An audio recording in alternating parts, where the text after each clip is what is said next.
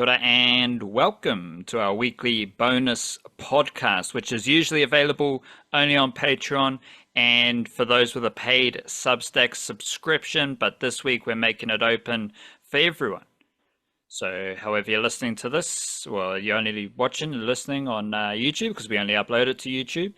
But this episode, this week, our bonus podcast is open. It's still a bonus, but it's available for all the folks tapping in with the niche cache. Give you a little taste of what we do every week in the bonus podcast. And if you're enjoying it, you can give us a big salute by joining the Patreon whānau for a couple of dollars a month, or upgrading your free Substack subscription to a paid Substack subscription. Again, a couple of dollars a month, and then you can access our bonus podcast that we record every Thursday. So maybe you'll be nice enough to help join the Patreon whānau or the paid Substack folks, because those people are funding our mahi. And it goes a long way into helping us deliver the New Zealand sports content that we want and that we can't find anywhere else. So we just had to do it ourselves. And that's what we're here to do. So big up to everyone on Patreon. Big up to everyone with a paid Substack subscription. We appreciate your support. Doors always open for a little chit chat on Patreon or with the paid Substack subscription. And if you are not already a member of Patreon, if you do not have a paid Substack subscription, please consider hitting up either one of those channels, because they a couple of dollars a month goes a long way into helping us do what we love to do. Today, we are going to be discussing domestic cricket and domestic football. Starting with domestic cricket, where the Ford Trophy the first stanza of the Ford Trophy has ended, and we now have Blackcaps in Sri Lanka, a couple of T20s coming up this weekend, but then on Monday we enter Plunket Shield. With our first round of Plunket Shield games, Canterbury versus Northern Districts in Christchurch, Central Districts versus Otago in Napier, Wellington versus Auckland in Wellington. I reckon I can go team by team and just drop some notes for every team. But do you have any overarching thoughts, any ideas about the Sri Lanka tour coming up? I mentioned how some of the young Black Caps have been performing in Ford Trophy. And we talked about that on Tuesday in the niche cast, couple of little bits and pieces there. Any thoughts about the Black Caps in Sri Lanka before we go team by team with notes from the Ford Trophy? Well, the T20 squad and the ODI squad in Sri Lanka is the same squad, eh? Is that right? It's just the same group of players that are over there for, I think it's 3 of each. I'll just check that quickly, but that's right, eh? There's no like back and forth between the squads. And only a couple of players from the test squad are overlapping. I believe so. It is 2 T20s and 3 ODIs. So yeah, so 5 limited overs games in Sri Lanka. Feels a little bit like the scene of the crime, going back to Sri Lanka after the test team performed so badly there, but then also that feels like 6 months ago, if not 6 years ago, because the test team have since pulled off one of their best ever series performances, not just test, 3 of their best ever test performances combining for one of their best ever series performances. And this is very much a change of pace, isn't it, for the Black Caps? Because it is like most of those test guys aren't going to be there. They're going to rest up, maybe play a Plunket Shield game or 2, but definitely focus on that England tour coming up. Little bit of overlap in 1 or 2 areas. There is a Champions Trophy, I think it is, down the line, like a couple months into next year. So there is a bit of focus on the ODI stuff building towards that. But also this is after a period where there's been a bunch of T20 World Cups too in short space of time. This feels like, and an ODI World Cup in that time, this feels like a little bit of a return to the previous version, like to the non-tournament hyped version of Black Caps T20 cricket, where it's like let's start to ease in a few more of these guys to international cricket full stop. Like a little less of a specific focus on the format and a little more of like, let's see what Mitch Hayes got because we reckon he might be an international wicketkeeper batsman down the line. Like not just T20 format, not just ODI. He might well be the next test keeper in line beyond Tom Blundell. So here's a chance to get to ease him into international cricket the same way they've already done and will continue to do with, someone like Zach Folks or Will O'Rourke's been down this path over the last 12 months and look where he is now. Like there's a few of those guys on there. It's a it's a change in pace from what we've seen from a very hectic and extremely enjoyable and successful, but intense test series in India. This is a little bit of a different one from the Blackcaps, but yeah, that'll be fun. It almost puts it a little bit more in line with the domestic scene and what we're seeing there as well, where it's like emerging players, next tier kind of action, right? But as you said, that's nothing new. This is how the Blackcaps develop Yeah. talent. So while everyone was complaining there's too many 30-year-olds in the test team, like what's going on? Well, maybe the Blackcaps actually have a plan in place where the youngsters, they play ODIs, they play T20s, and we've already, Dean Foxcroft, Eddie Ashok, Ben Sears, they've already played a bunch of limited overs cricket for Aotearoa. We recently had Josh Clarkson and Zach Folks stepping into Blackcaps cricket, but the trio and Tim Robinson. So the trio of players I'm most interested in is Mitch Hay, wicketkeeper, who I think averaged 5.5 in the Ford Trophy, which is good stuff there. Really good stuff. He's got 22 You got runs. 4 good ones. 22 runs at an average of 5.5, 44 strike rate, 2 ducks. He almost had as many ducks as he did boundaries. 2 ducks, 3 boundaries. So that's Mitch Hay. But we have talked a lot about Mitch Hay over the years as a very promising wicketkeeper batter, averaging 46 in first-class batting and boosted or hindered by his Ford Trophy mahi so far this year. He's averaging 19.6 in list A batting, 19.2 in T20 batting, neither of which says Mitch Hay needs to be in the Blackcaps ODI squad, but he's there as a development exercise. This proves the point. The ODI and T20 squads, they are nice little development areas for the Blackcaps.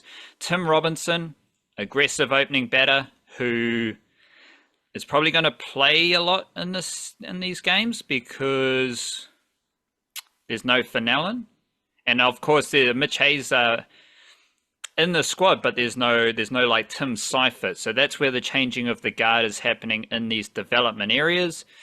Tim Robinson will be very interesting to see how he goes in the Sri Lankan conditions, and then Nathan Smith, who is also going to be very interesting. A lot of folks are talking about Nathan Smith. Nathan Smith he has generated a lot of hype as the a next up Blackcaps test bowler.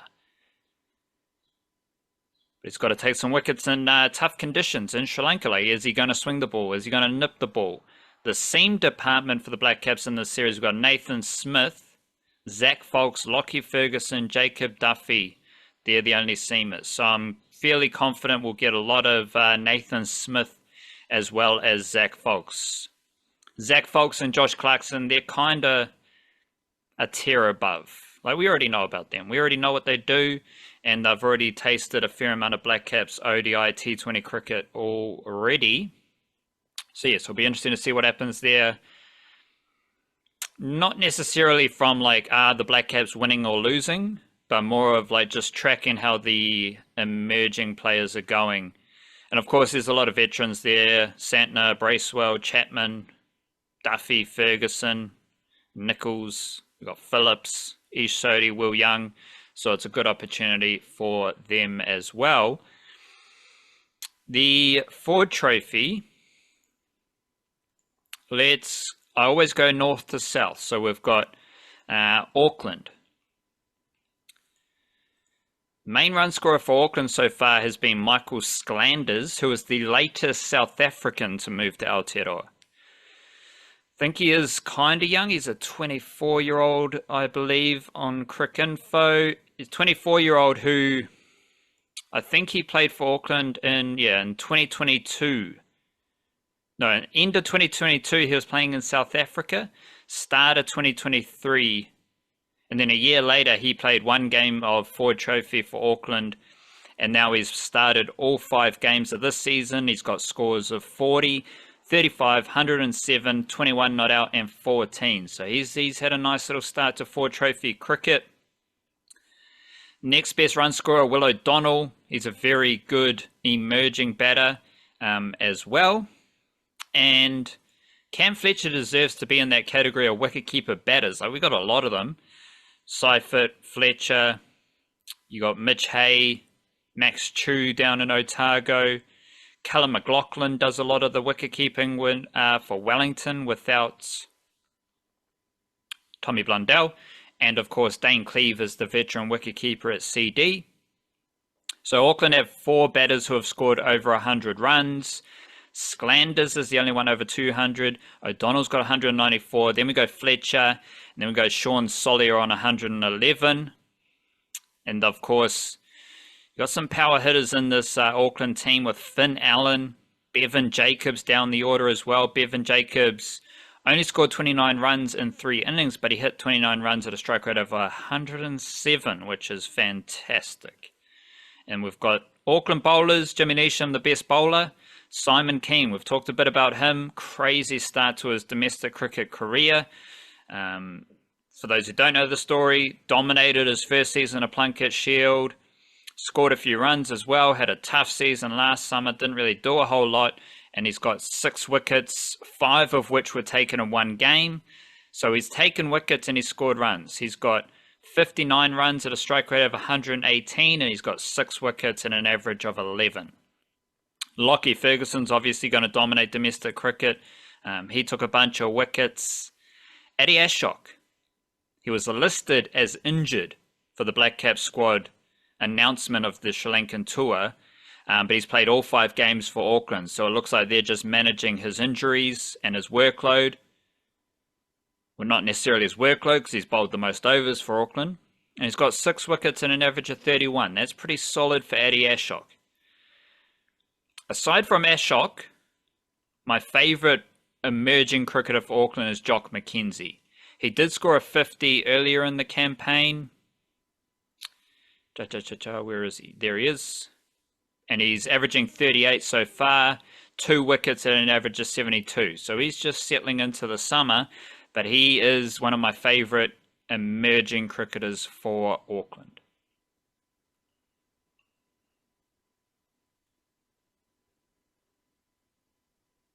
You want me to jump in there? So Sklanders has been here 2 years, and this isn't like a Glenn Phillips type South African immigration as a youngster. All his cricket played here. This is like a Neil Wagner type dude, Devon Conway type dude who's like been a first class cricketer in South Africa and has moved here since. That's the picture with old mate there? That's the one. Yeah, we'll chuck him on the list. We'll see where he is with Blackcaps contention in a couple of years. We've gone pretty well with those types in the past. And Neil Wagner has been playing a little bit. I'm guessing you'll move down to the Northern Districts next, because Neil Wagner has been playing a little bit, hasn't he, through these Ford Trophy games? I think I saw he has a book coming out as well. He does, and nothing like retiring and immediately writing an autobiography. Tried and true Blackcaps. The first step of retirement. That's what you do. I don't know. All the athletes love to say how unique and stuff they are, and then they do the same shit that everyone else does. And the excerpt that I saw from that book was talking about Wagner retiring from Test cricket and the situation there. Which, if you take your love and appreciation for Neil Wagner out, it completely overlooked the fact that Neil Wagner wasn't that good at the end of his career. And yeah, he wasn't taking wickets and he was bowling slower than ever. It wasn't. Yeah. And that is in isolation. If you take the identity out and just look at the stats of that guy and what he'd been producing, that's not a controversial dropping. and he's fired up to dominate domestic cricket and show the Blackcaps what they're missing. Well, Blackcaps just won a Test series in India, and Neil Wagner isn't dominating domestic cricket. He's got 5 wickets and an average of 37, and Northern Districts are just kind of like they're bottom of the table, so that's not good. They are 1-3, 1 point behind CD, who are also 1-3, but there's just it's not a whole lot of funk in the Northern Districts team. Their batting lineup, you got Seifert, Jeet Raval, Rob O'Donnell, Henry Cooper. Henry Cooper's their best batter, 219 runs. Brett Hampton's pretty fun. He's pretty entertaining. He gives it a whack. And then the bowlers, you got Kugelheim, Wagner, Hampton, the Freddie Walker, the spinner. And it's just there's not a whole lot happening there, especially because Cartane Clark isn't scoring a whole lot of runs for these. It's 1.5 seasons now where Cartane Clark hasn't done a whole lot. He does skew towards super smash whacking, and I don't know if he's going to be an opening batter in the Plunket Shield. We'll have to wait and see there. But it's aside from Christian Clark, who I still think is the best young cricketer in that Northern District setup, it's not a whole lot doing here for ND. And they've got Kugelheim, Hampton, Wagner, Christian Clark, and Freddie Walker. They're all averaging 28 or above. But and they've only got 3 batters who are averaging over 30, Cooper, Hampton, and Seifert. So Rob O'Donnell's move to Northern Districts has seen him average 16 with a strike rate of 67. So he's not exactly in a groove. We have had Fergus Lelman. He's played every game so far. He's a 23-year-old from Tauranga, and he's averaging 27.7. He also has a couple of wickets, 2 wickets in 4 overs. This is his first concentrated stint of Ford Trophy cricket. So we do have a new player there with Northern Districts, Fergus Lelman, but Northern Districts, they're bottom of the table, and there's not a whole lot of funky wrinkles. Yeah, not a lot of funky wrinkles is not the ideal description for a domestic cricket team as well. You sort of want a bit more of that balance, like you mentioned how Auckland have crafters and hitters in that top order. Bevan Jacobs will come in and smash sixes, and I don't know, Sean Salia or something at the top will work around a more patient innings and stick around and put up runs. There's a bit more variety there, and from the dudes you're mentioning there in Northern, it seems a little bit slowish, composed batters and off spinners, and you probably do want a little bit more X factor in amongst all that. But I don't know, maybe you don't get any Mr. more. Wellman will provide that down the line. You don't get any more X factor than Brett Hampton. He is. That's true. He is an exception. Brett X Factor Hampton. The hammer. I think he's 35 years old, 33. So he's trucking along, and he's got still his career stuff is still crazy, averaging 34 with a strike rate of 108 in one-day cricket. But this is in contrast to, you contrasted it to Auckland. Next up, we got CD, where 21-year-old Curtis Heafy has a list A batting average of 50 after 13 games, and he is the best batter in the Ford Trophy behind Chad Bowes, and he's the best batter for CD. So CD's top run scorers, Curtis Heafy, Brad Schmullian, Jack Boyle, Tom Bruce. Tom Bruce, 137 runs, averaging 34, strike rate of 130, which is decent for a whack. So Curtis Heafy's got a century and a 50. Schmullian's got a century and a 50. Tom Bruce has 150. But we've also got Jack Boyle, who's got 2 50s and a century. So he's the only batter for CD with 3 50-plus scores. He's 28 years old, initially from Canterbury, and his younger brother Matt Boyle is locked into the Canterbury lineup at the moment. So watch out for the Boyle brothers. They're having a little impact on Ford Trophy. The best bowlers like Blair Tickner's still doing some stuff. He's got 11 wickets and an average of 17. I believe he is the leading wicket taker in the Ford Trophy. So I don't know if we're going to see Blair Tickner make a comeback for the Blackcaps, but he's putting his best foot forward.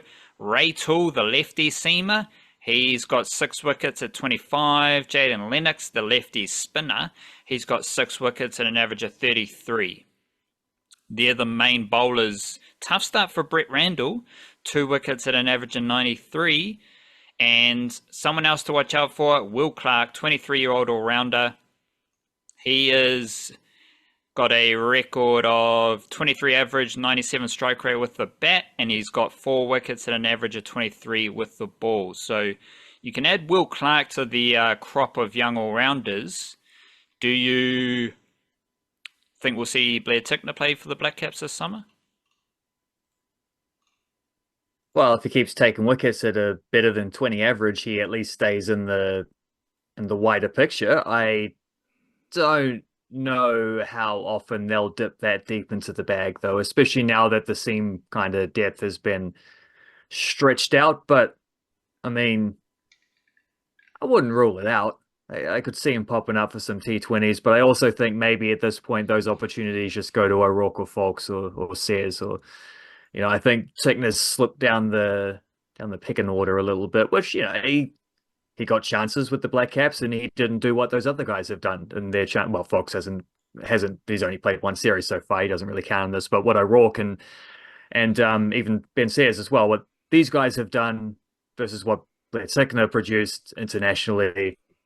Not the same thing, but Tickner is a really good domestic bowler and he's had a great start to the season. So, if you keep that up, I always think, regardless of age, you always at least need to keep in mind the idea of international teams reflecting the best performing players domestically. If someone's taken big wickets, you always at least got to consider the possibility of them being recalled or debuting, even if they're older in their careers or whatever. And we'll see. But no, if I had to bet on it, I would say probably not. Wellington are 2-2 in the middle of the table. They've only got 3 batters who have scored a 50: Tim Robinson, Muhammad Abbas, and Logan Van Beek. Robinson, and Abbas are the only batters with over 100 runs. Robinson is the only batter averaging over 30. He's averaging 50 with a strike rate of 68, which is pretty low for Robinson. Muhammad Abbas is averaging 26 with a strike rate of 85. So good start there for the young Wellington batters. Tim Robinson has a career breakdown averages of 22.5 in first class, 24.3 in list A, 24.9 in T20s. T20s, he's got a monster strike rate of 141 though.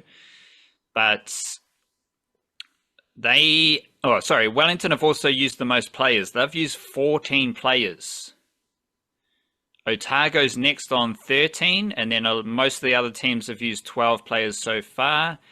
Best bowlers for Wellington, Adam Milne, doing good stuff. 7 wickets, average of 17. Adam Milne is averaging 17 with the ball. Lockie Ferguson is averaging 15 with the ball. So they're still holding it down as lethal fast bowlers in domestic cricket. If you're scoring runs and you're playing those 2 teams, you've got to score runs against those 2 teams in the first 4 games. So first 5 games. So that's a good little measuring stick for the emerging batters. Also got Peter Younghusband, 7 wickets, average of 21.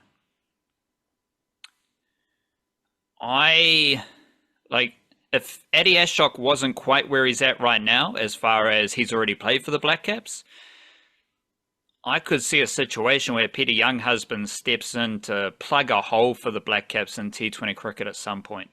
He's a gun fielder, really good leggy. He's older, he's experienced, he's mature, but if you need someone just to step in and play a couple of games and maybe perform well and build on that, I wouldn't rule out Peter Younghusband as someone who can do a job for the Blackcaps, and he's had a very good start to the Ford Trophy. Logan Van Beek, five. Hypothetically, Yep.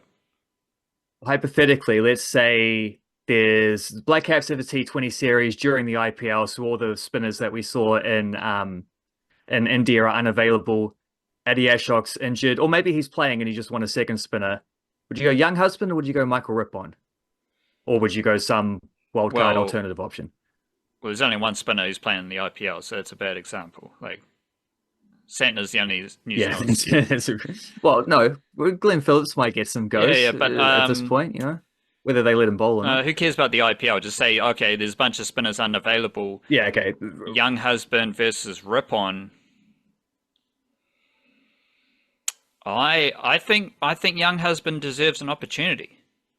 Like nothing against Rippon. Rippon's really good. He's a lefty leggy, so he's funky. But Young Husband's just a really good cricketer who would do the job. And he's a competitor. He's going to rip in. Has he scored runs? 41 runs, average of 20. So he's all right. He can hold the bat. He's not as good as Will O'Rourke, but he's holding the bat, so that's all right.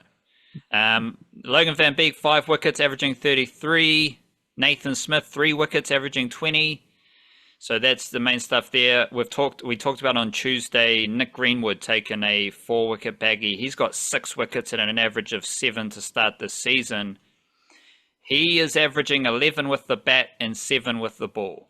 That is a crazy combination for a batter who bowls spin. Well, they say if your batting average is above your bowling average, then you get to call yourself an all-rounder. So, I mean, they're both below 15, so yeah, it is what it is. There might need to be a caveat on that rule.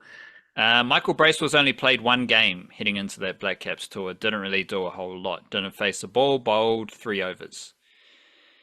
Canterbury, Chad Bowes, Big Donny, he's up the top, and they have no other batter who scored over 100 runs.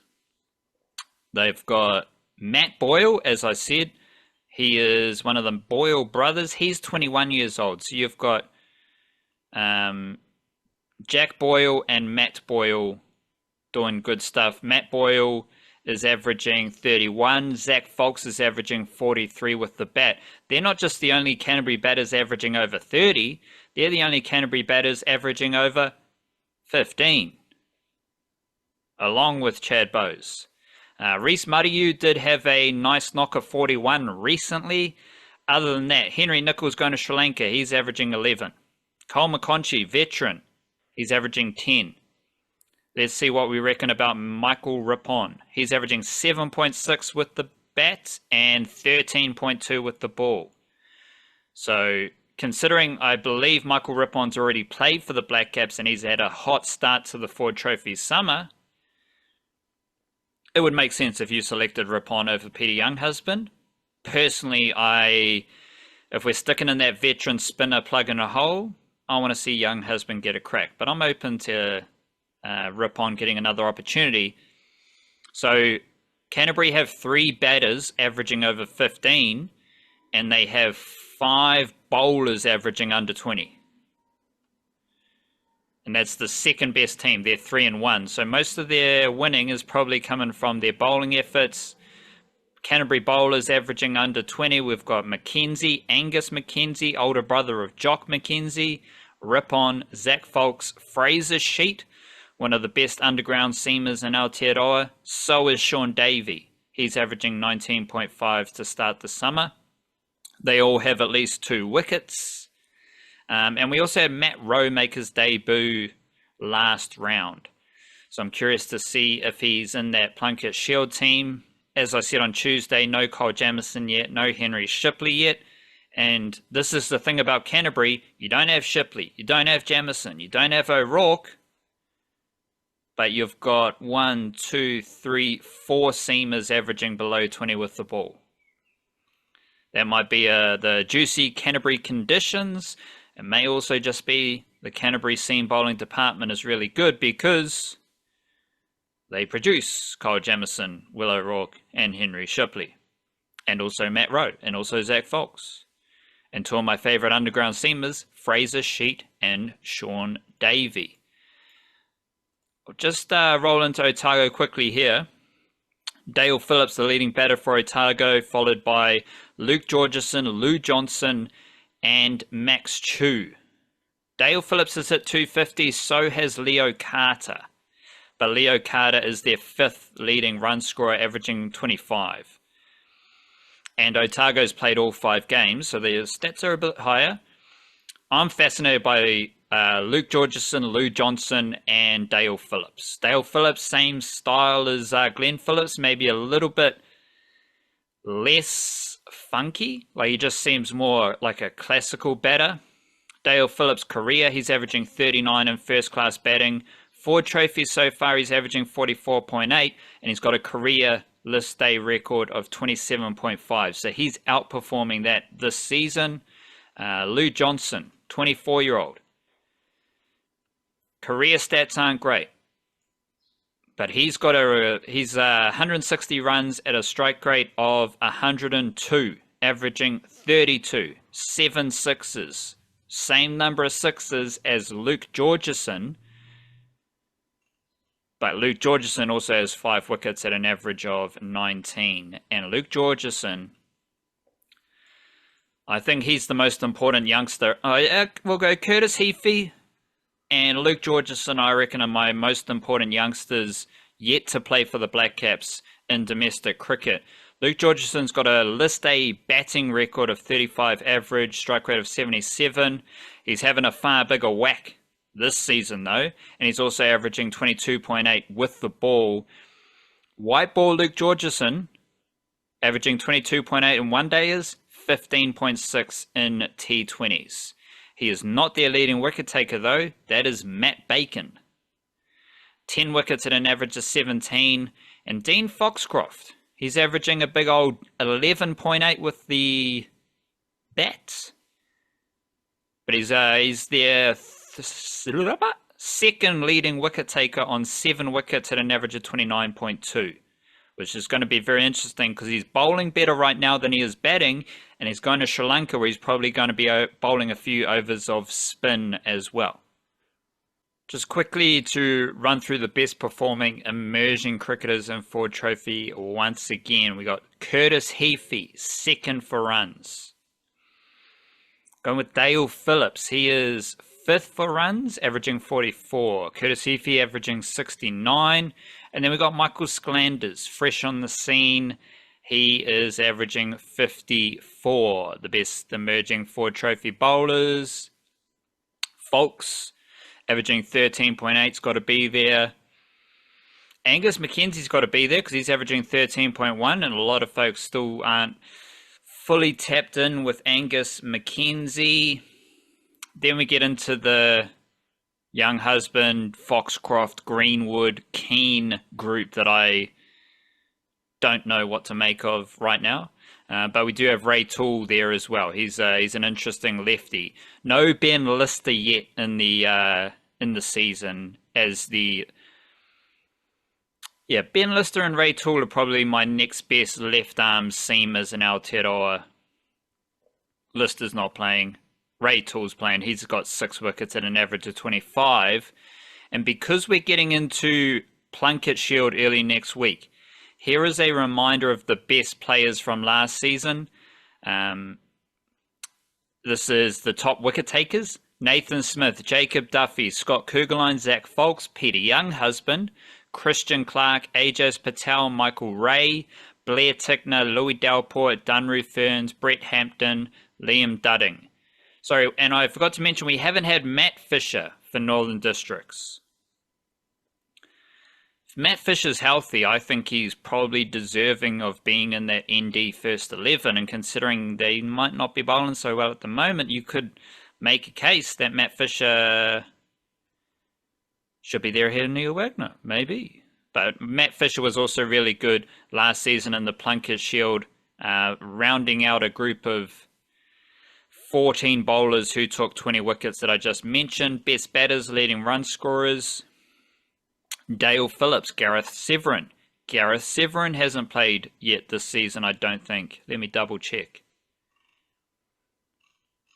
He played one game, scored one run.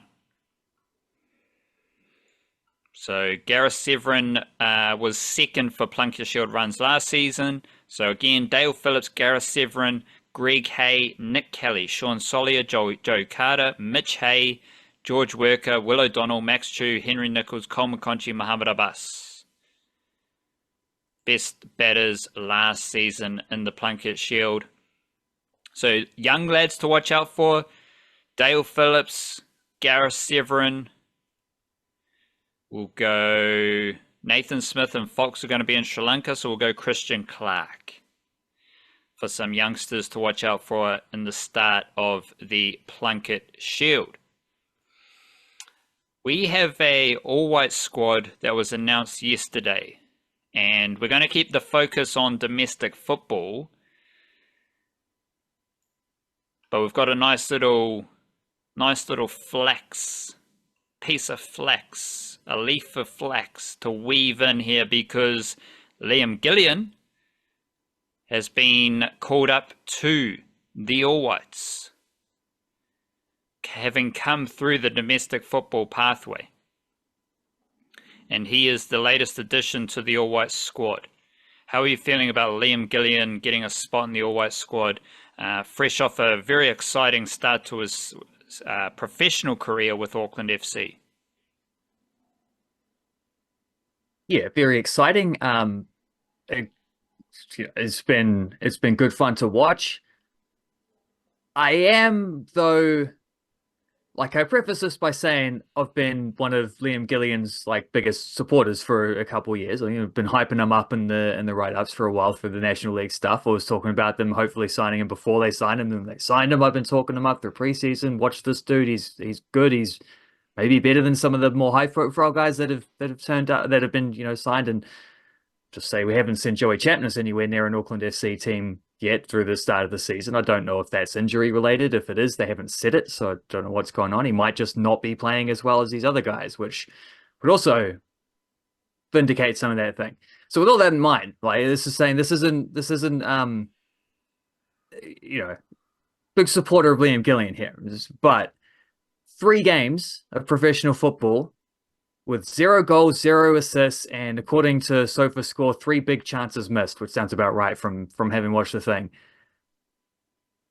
I don't know how that form's getting you into the All Whites. I don't know exactly how that's quite worked around for him, other than one aspect, which is that I think there is a sort of a need and a willingness to try find players to fit this need, rather than necessarily just picking 23 of the best players plus Tommy Smith, or 24 of the best players including Tommy Smith. I don't know. Tommy Smith's a weird one as well, because he's clearly not really in line to be playing much football, but also I think his addition makes sense, especially in this squad, because they've picked a 24-man squad. So effectively, it's normally around 23 as your size. They've just added Tommy Smith to it so that they can have a veteran leader in the thing who everyone appreciates the professionalism of, and he's Chris Wood's best mate, and he's been around for a long time. He's one of the most experienced players, one of the last remaining guys who was at the last World Cup that they went to, along with Chris Wood, along with that. Actually, that would be it. Costa Barbarouses was playing them, but he didn't get picked for the World Cup squad, which is a little bit controversial at the time. But he missed out when he was 18 or 19. Maybe he'll get back into another World Cup in 2 years when he's 35 or 36 or whatever, bookends of the career. So yeah, I think quickly, there is a. It's these games are played in New Zealand. Is that correct? Against Vanuatu and Samoa. Right, so you don't necessarily need to pick your strongest squad first of all, but also you've already got Tommy Smith and Liam Gillion in New Zealand. They don't need to travel. It just seems efficient. Yeah, and there are a few Auckland FC guys, and I think there's 3 Wellington Phoenix players, the usual ones. But it does seem efficient. But the contrast to that, or the rebuttal to that, is that this is their strongest squad. There's no one who should be there that isn't there, except maybe Andre De Jong. But I think Andre De Jong suffers from he's been out of the picture, so he's not a consistent pick from squad to squad to squad, and he plays in a position where they have other guys Whether it's as a number 10 or as a number 9, they've got a lot of guys in those options because I don't see Max Mata here either. He's on the squad. So But it's the there's only like so many guys you could pick. if you're filling spots 22 to 24, why not just select some local dudes so they don't need to like the whole travel is just easier. Like, it's a full strength squad. It's like, yeah, okay, maybe because you only have 11 players, so maybe you got 15, 16, 17 of your best players, 20, even 20. But I think like, I can understand selecting Tommy Smith and Liam Gillion because they're not going to play. Like, they're highly unlikely to play in this, like, Oh, how good. Gillian might. Yeah, but it's a very good squad. And they are players 23 and 24, really. So you might as well just have like some New Zealand football saves a bit of money. They don't have to fly players wherever. So I'm not.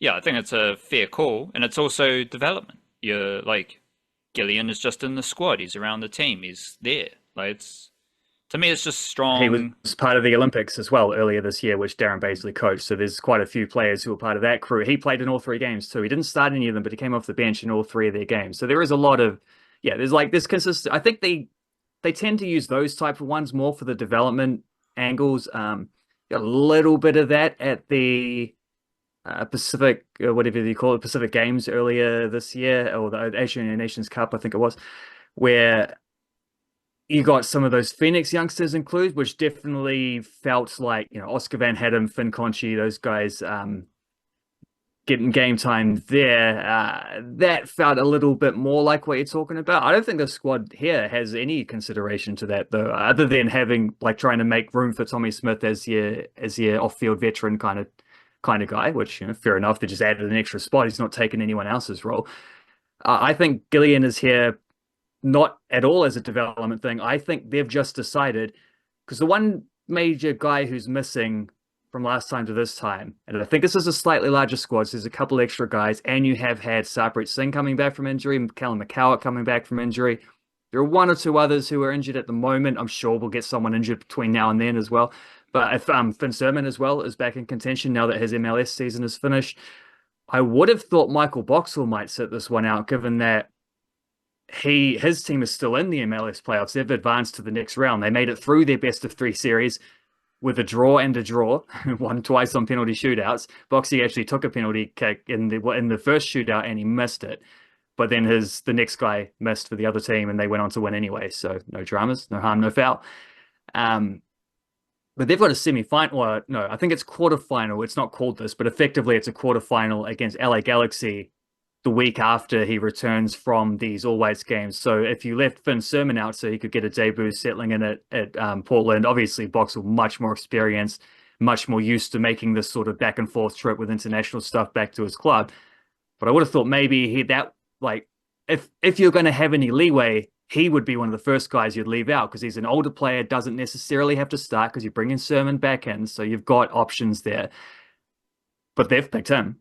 Like I think Darren Baisley, just in general, outside of that Nations Cup, I think he just tries to pick his strongest team every time. I don't think there's a lot of consideration towards work, like because a lot of the development happens at the club. You might bring in guys here and there when the opportunity arises, but only when the opportunity arises.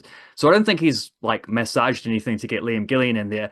I think what's happened is that the one major absence between then to this time is the injury suffered by Ben Old, which is going to keep him out for 4 to 6 months, quite a serious injury.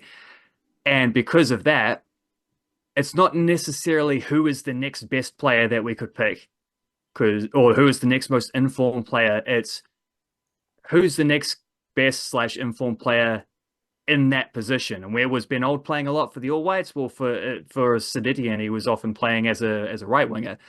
For the All Whites, he's usually been a left winger. Liam Gillion's been starting left wing for Auckland FC. Ben Old is a speedy winger. He'll take defenders on.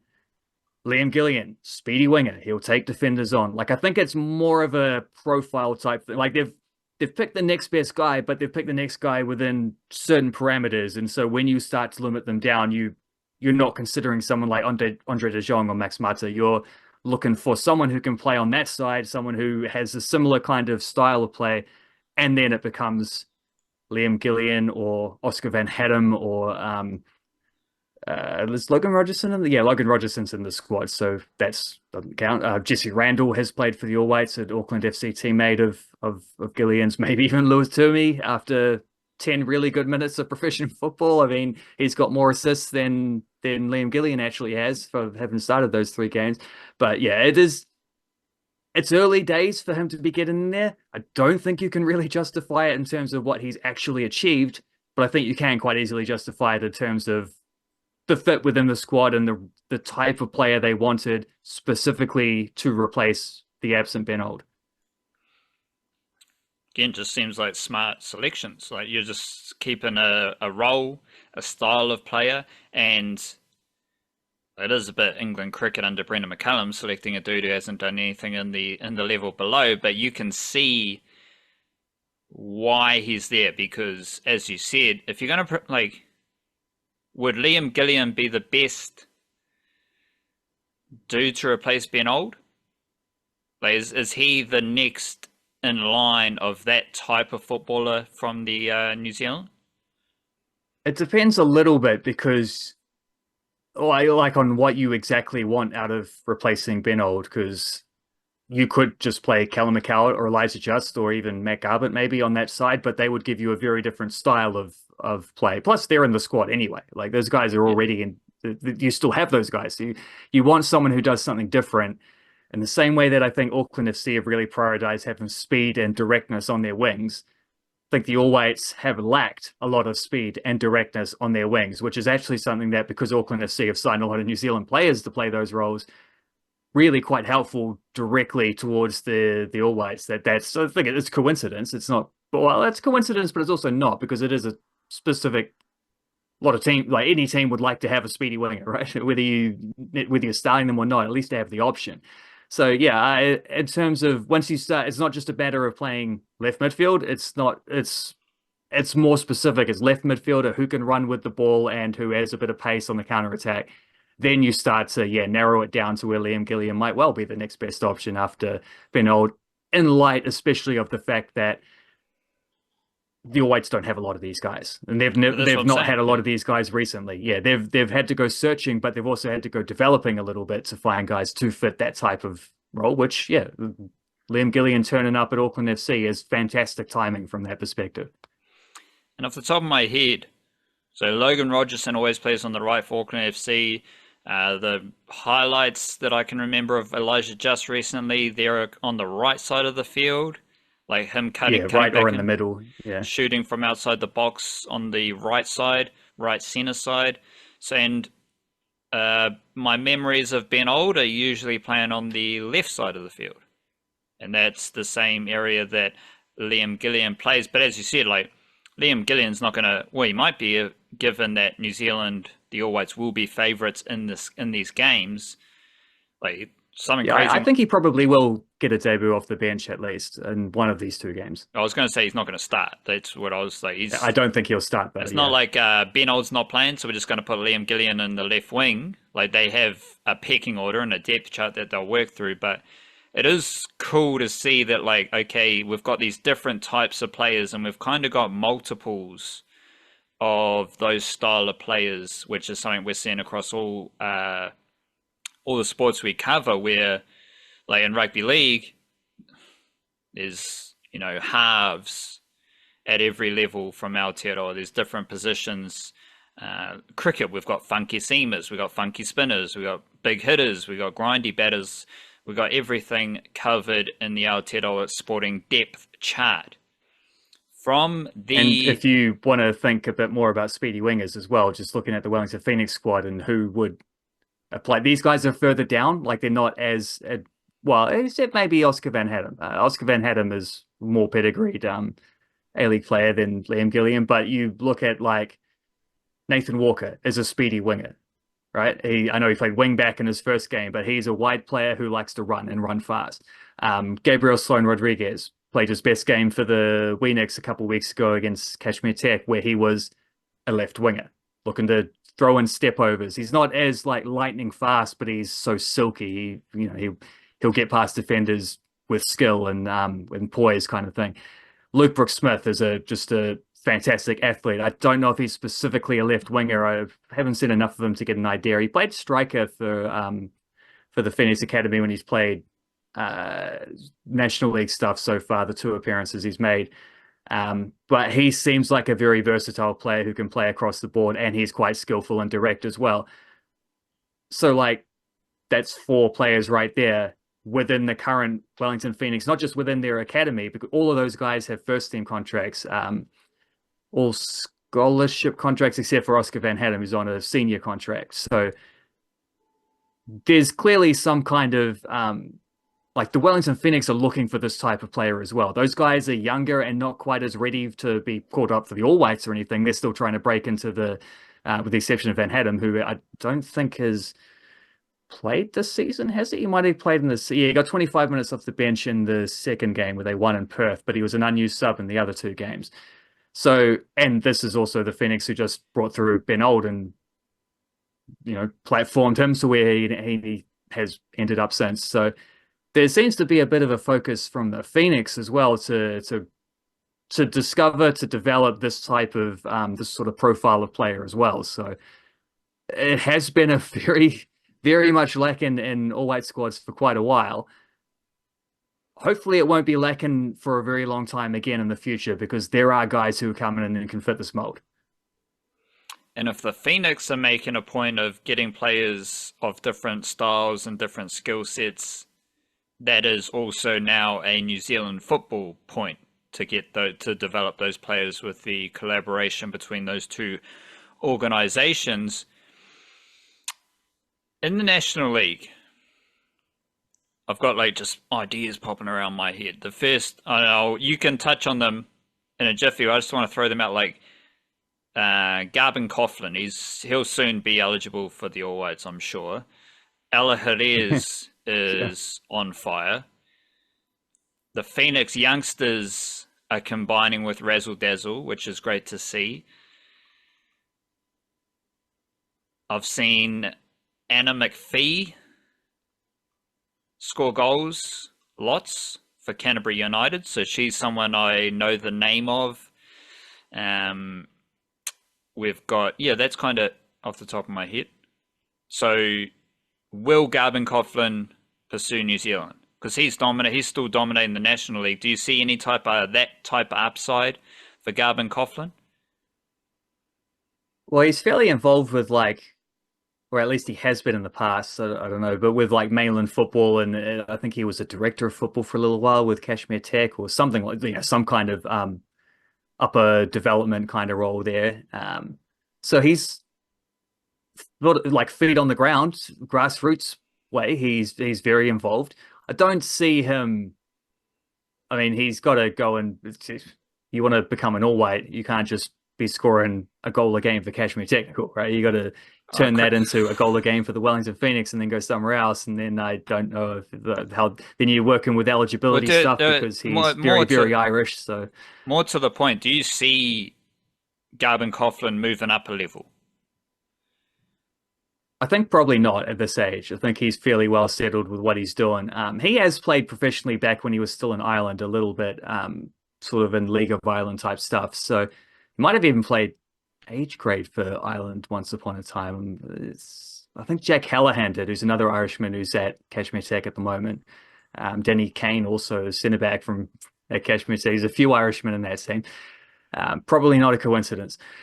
And yeah, I mean, I'll say this, no, I don't think he will, but I think he could.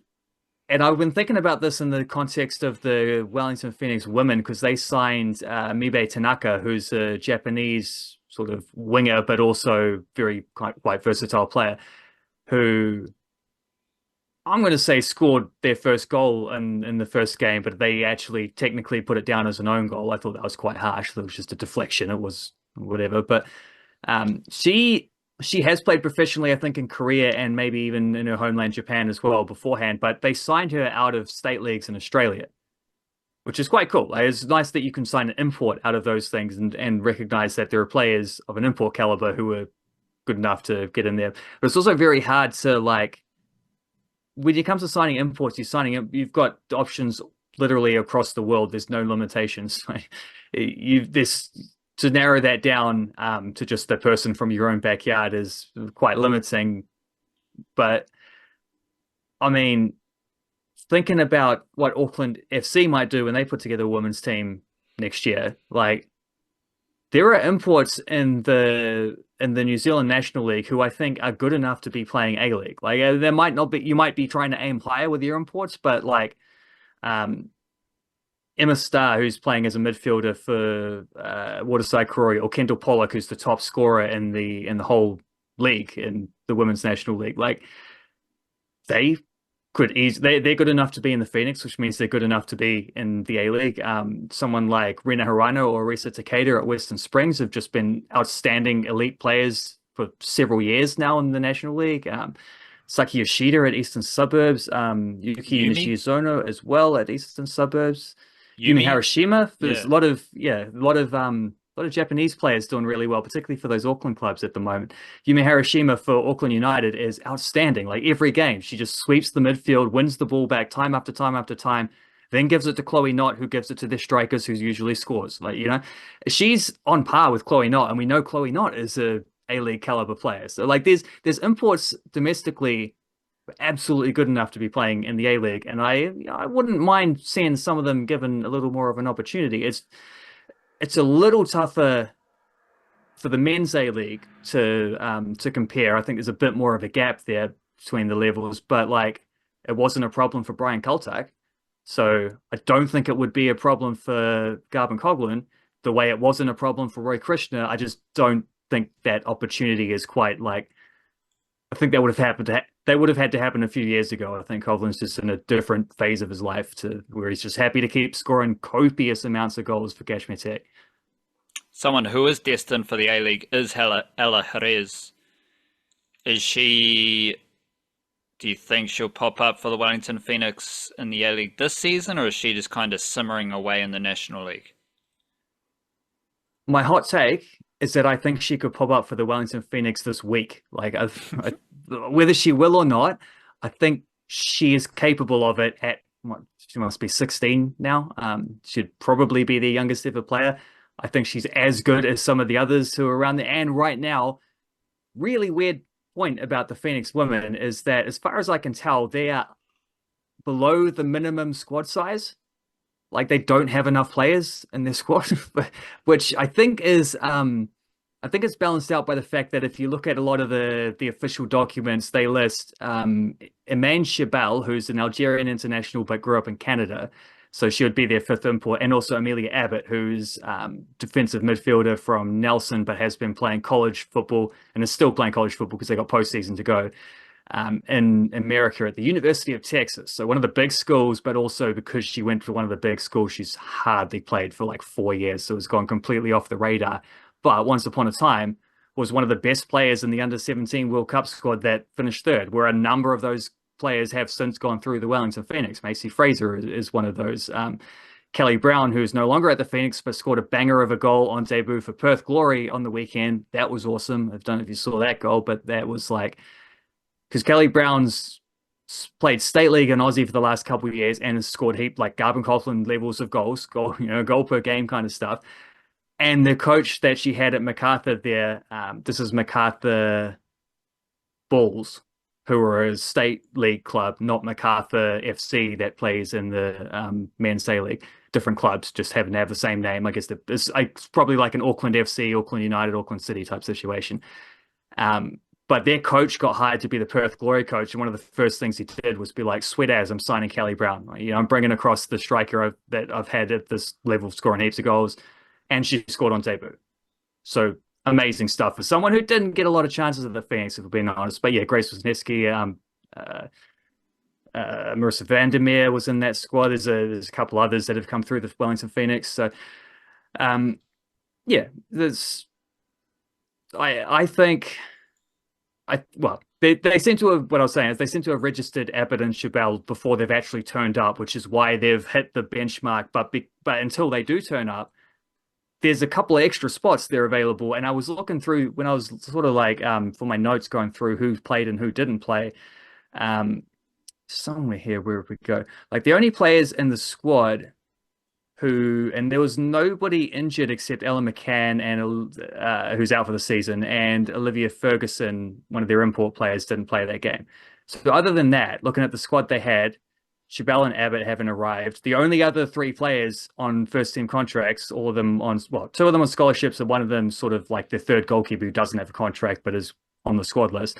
That's Brooke Neary. The others being Ella McMillan and Ella Jerez. They're the only other players in the squad who weren't in the squad right now, who weren't in that team. So literally one player gets injured, Jerez is the next one up. You know, like if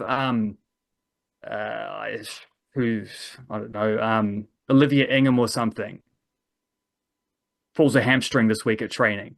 She's can't take her place on the bench. Ella Jerez is the next one to call upon, and I think Jerez might even be better than Ingham right now. She's just a little bit younger, so hasn't had quite as much time. But like, you remember the other day, the last time we talked about her, I was saying how she sort of came up as a speedy, tricky winger, that profile again, for Western Springs, where she came off the bench, scored the winning goal in the Kate Shepherd Cup final as a 15-year-old. And then I'm watching her play Wellington Phoenix games at the start of the National League, where she's playing as a number 10, sitting through the middle and just picking passes, like two completely different styles of play. And she's been fantastic at both of them. Well, in the latest game, I'm watching her whipping inch perfect corners, and I'm seeing her like dribbling from central areas, taking on players and shooting from distance, and like putting this real like range to her game as well.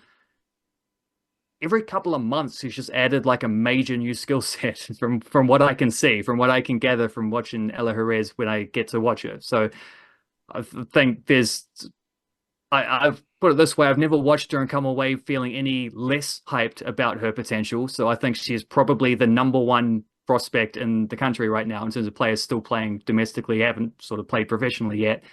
But that professional debut is coming very, very soon. And now that I've talked it through, I don't even think it's that much of a hot take. I could easily, especially because they lost on the weekend as well, so they might well want to change things up a little bit. I think she could debut in the A-League this week. We'll see what happens.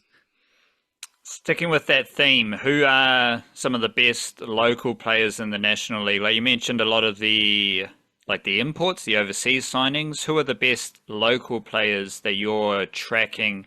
Whether they have doubled down on an impressive season last year, or if they've just emerged as a National League monster. Yeah, I mean, I'll skip out the imports because I just ran through a few of them before, but like Chloe Knott, absolutely. It's been spectacular pretty much every game for Auckland United. And I'll say the same thing about Saskia Vosper, like two ex-Phoenix players who should be very quickly snapped up by Auckland FC when it comes time for them to put their squads together now that they are based in Auckland. I think Marissa Porteous from West Coast Rangers has been really excellent, building off of her season for Southern last year. Scored a goal and got an assist against Southern this week. So it was a weird week for that. Because did mention a little bit in the Tuesday podcast about the Reed Drake incident, Emiliano Tade setting up the winning goal as well for Western Springs against Auckland City at Kilwatea Street. It was a couple other ex-Auckland City guys in that Springs team too. Jess Innes for Eastern Suburbs, but ex of Western Springs, scored a double against Western Springs. Like there's a few of these instances, the players, Marissa Porteous for West Coast Rangers against Southern, putting their old teams to the sword in kind of ruthless fashion. So let alone Kaylee Ward scoring as well. Where does McPhee rank in these stakes? Anna McPhee, I would say, is I sort of went through this before, and I was thinking like stars of the league, emerging players, and then kind of notable youngsters. I would put McPhee in an emerging player. She's been away to college in the USA, so she's 22 or 23. Not too old. Like old enough that she's not necessarily caught the first wave of the best prospects who go on to professional football, but not too old that she can't still go ahead with that. She is from Nelson. She is a central midfielder / attacking midfielder, and she scored 4 goals for Canterbury this year. and all four of them have been spectacular. There were two direct free kicks. There was a long range shot from, well, a little bit outside the area, but first time curling at top corner on the weekend. And there was also uh, a really quite athletic header, which she flicked into the top corner, beating the goalkeeper, beating the defender, despite the fact that she's probably one of the shortest players on the field. Like she's not very big, and she's getting up and winning headers from about 10 meters out and managed to place it top corner. That was fantastic as well. So she scored 4 goals and they've all been bangers. So you got to take notice when that kind of thing is happening. And I also quite enjoy watching her play for Canterbury because she's got this intense work rate. She jumps into tackles and she's out there covering every blade of grass. Like there's a few players you'd say like Rose Morton's made a real reputation of that for Southern United as someone who just covers the entire turf. And yeah, I'm gonna jot those names down when players week after week start playing like that consistently, that often, and also scoring bangers on top of that. I'll mention I think Bree Johnson's been really good for West Coast Rangers as well, but Brittany Cunningham-Lee playing for Eastern Suburbs scored a hat trick a couple of weeks ago. On the weekend, she got a hat trick of assists. So scoring and creating, also part of that under 17 World Cup bronze medal team once upon a time, and someone who's been fairly stuck in the domestic stuff, like has been a feature of the domestic stuff for quite a while, but hasn't really ever got a chance to go above that. I think she's looking fit and strong and fast, and she's finishing well. She's setting up. I wouldn't put that past a bit of Auckland FC down the line either. I think she's ready for that kind of thing. Zoe Barrett, Hope Gilchrist at Wellington United, Chantal Smith's been fantastic for Southern as well. So there's a lot of good options there. Over for the blokes, I think one of the main themes is that you get there's a lot of really good import strikers this season. And Garvin Coughlin is one of them. He's been one of them for a while, but you've also got Alex Steinwasser at Coastal Spirit. You got Lucas Meek at Western Suburbs. You got, I guess you can count Emiliano Tade. I don't know. He's been here longer than Coughlin has, so but we'll chuck him on there. Why not? What about the locals? We only care about the locals. We don't want the locals. Well, here's the transition because Oscar Foltz is kind of both of those things for Napier City Rovers. Like he's mostly raised in Sweden, but he has a Kiwi father, I think. I'm guessing the name Foltz is the Kiwi link rather than it doesn't sound he's not Foltzen or anything like that. He very nearly got a professional gig over in Denmark. I think it might have been at the end of the last transfer window, and it didn't come through for him. So he's back playing for Napier City in the National League. And I was watching their game not just watching their game, the New Zealand Herald, I guess through Hawke's Bay Times or whatever, do quite nice sort of behind the scenes stuff on Napier City Rovers. It's about the only team that gets that kind of coverage. And there was clips in their latest piece about like Coach Bill Robertson giving them a rack up at halftime because I think they were losing. I can't remember what happened in that game.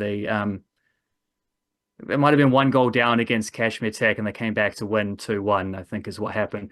And he's giving them a rack. I mean, you guys aren't working hard enough. You got to dig it in. There's these things. It's not even about football. It's just attitude and effort, and giving them a right old serve. And I'm thinking and from having watched the game, the thing that changed was that you rested Oscar Foltz in the first half, and then you subbed him on in the second half. He scored the equalizer, and then completely changed the picture of the game. They went on and scored a winner after that. Like, you can criticize the team for a lack of effort, but also like your best player was on the bench. You subbed on your best player. You won the game, right? And that was kind of the turning point rather than just the players tried a bit harder. Although I'm sure they did that too, and I'm sure that was a helpful thing. So Oscar Foltz, yeah, he'd be 22 or 23. He is playing spectacularly for Nelson. I'd have him high up on that list. The other guy I definitely want to mention because I think he's someone who's really broken through this year, who not many people would have known before because he's playing football in Sweden, lower tiers.